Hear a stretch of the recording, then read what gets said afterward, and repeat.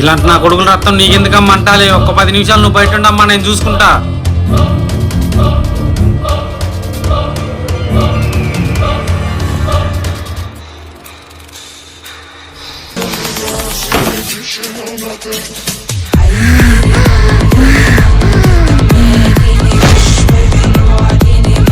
పదమ్మా సత్యం నా కొడుకు.